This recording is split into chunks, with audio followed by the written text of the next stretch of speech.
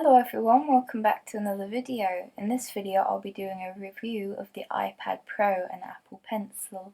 So this is the iPad Pro in rose gold and it's the 10.5-inch one. So I think it's actually the smallest one. My dad actually bought this for his work, but I've been able to share it with him and use it for drawing, seeing as it's a new one and it's compatible with that new Apple Pencil. We tried and tested it at the Apple shop in Birmingham. So they actually had courses at their shop that lasted about 15 minutes and you could get a real good feel for how a lot of the products worked. So I was able to have like a really good drawing session on the iPads there, and I did really like how it felt. It felt very comfortable to draw on, so we both made the decision to buy one and share it, seeing as I'd never be able to afford this on my own. That's the reason I was quite excited to get this, is because I can't really afford a Cintiq either, and I've seen a lot of good things about Cintiqs, but also a lot of cons about them.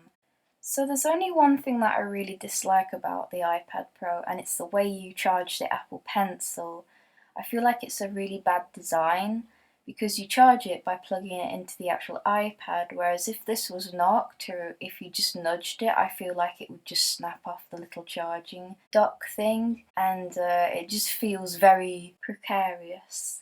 The good thing is though, you don't have to charge it this way. It actually comes with a charging adapter that lets you plug it into like a phone charger or something, so that's good at least, and that's probably the way I'll be charging it.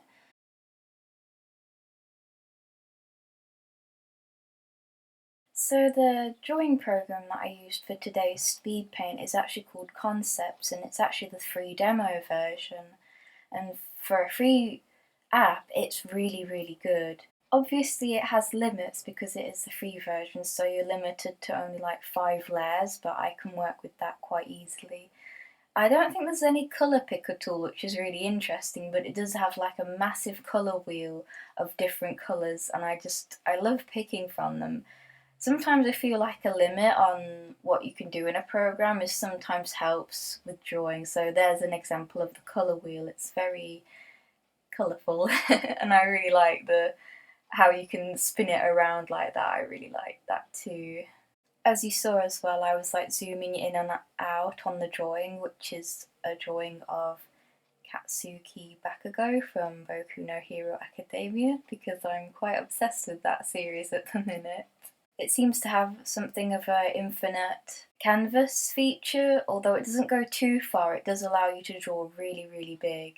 And the battery power on this lasted a really long time, so that's another good point. I was surprised, seeing as the drawing I was working on, when I finally exported it to my computer, I found out it was like 4,000 by 5,000 pixels, and that's a very large file, so the fact that it was able to keep a long battery power with me drawing on a canvas that size is really impressive. As for drawing on it, it is very comfortable to draw on. I was really surprised because when it comes to drawing digitally, there's always this disconnect with the tablet, like you're looking up whereas your hands are drawing on the table or something, and there's always like that kind of disconnect that I find very difficult to work with drawing, especially since I've been doing a lot of traditional art lately. So this was really nice to get back into digital art, and it's just very comfortable to draw in. I'm really surprised. When you put your hand down on the surface as well, your hand doesn't interfere with your actual drawing. Another thing I'd like to point out is that this definitely has really good portability.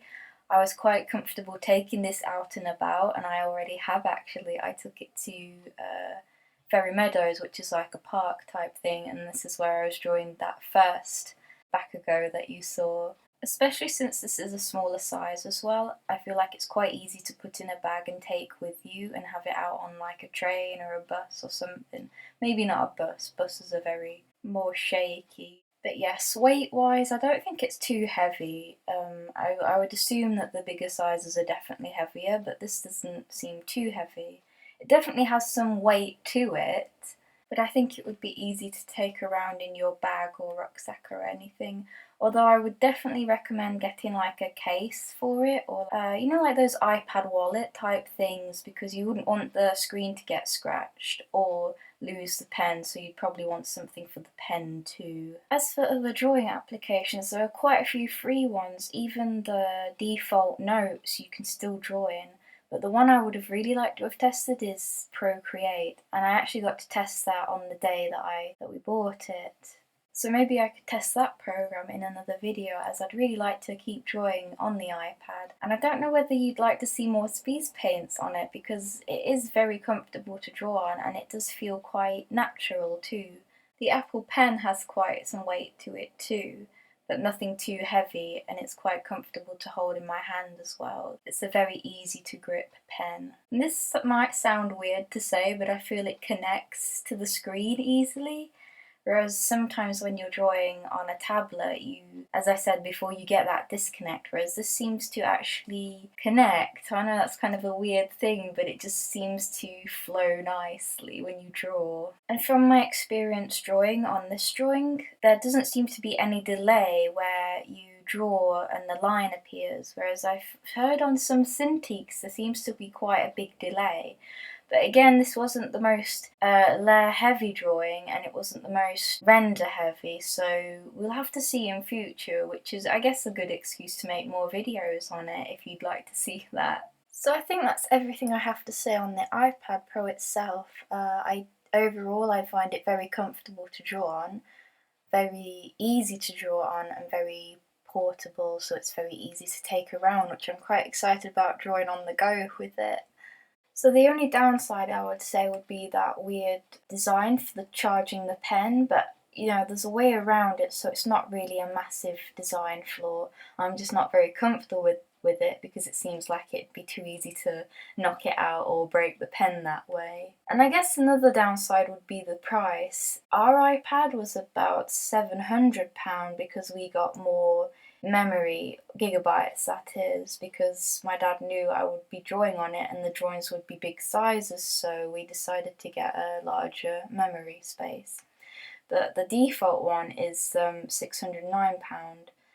Also, the pen you do have to pay for, that's about £100, so but it's on the expensive side. But if you're looking at comparing it to a Cintiq, Cintiqs can be anywhere from 600 to, or big prices, about £1,000, £3,000 depending on the size.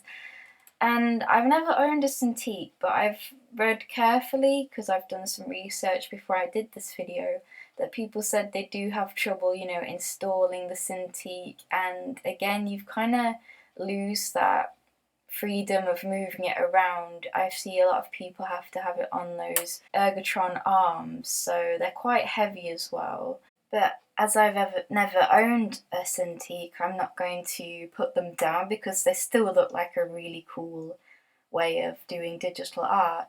But there do seem to be some cons to those as well. And just researching yourself online, comparing to what you feel you need for your artwork, if you can afford it and are looking for a new way of doing digital art, then I'd definitely suggest doing your own research, as everyone has different ideas and different ways of doing artwork. I like the portability of this because I'm able to take it downstairs, upstairs, outside, and a lot of other things, whereas somebody might just want to do their digital art at their desk, and so they don't mind having a bigger screen, a bigger Cintiq to do their artwork on. I'm sorry if I'm not the most tech savvy person. If I buy something and it's comfortable and it works, then that's all I really care about. So I think that's the end of the review part. I feel like there's a lot more I could say, but again, there are a lot more videos out there and a lot more people that explain it a lot better than I do. So it's all up to your own research. So I guess I'll talk about the drawing for a bit because I'm quite excited to talk about this drawing. So this is Katsuki Bakugo from Boku no Hero Academia, and I'm hoping I'm pronouncing his name right.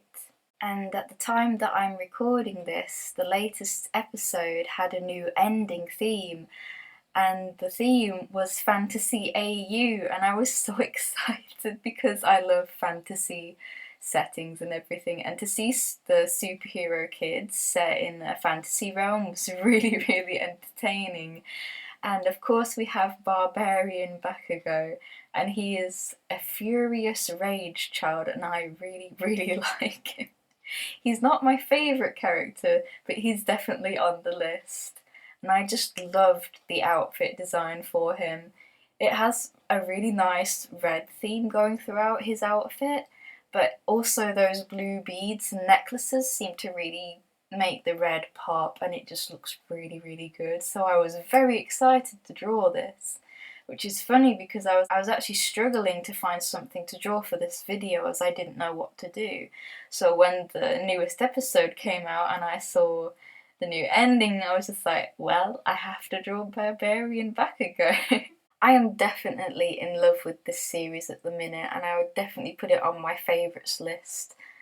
I find it a very positive story, as a lot of superhero movies have gone to the more gritty, realistic route, whereas this has a lot of fun with its characters and the character designs. Speaking of which, I do find the characters very well done, especially the female characters. As you find in shonen anime, which is for boys, the female characters are very annoying or just downright unbearable when they appear on screen. But yes, I really enjoy the fact that it's much more positive and fresh. Even though the story has been done quite a few times, I'd feel, that superhero genre type thing, I feel like it's a very fresh take on that kind of story and has a lot of twists and turns that you don't quite expect. I remember watching season 1 and being quite surprised in the first episode about how things turned out in the story, but I won't say anything because spoilers, and if you haven't watched it, I would definitely recommend it, as it's just a really enjoyable show.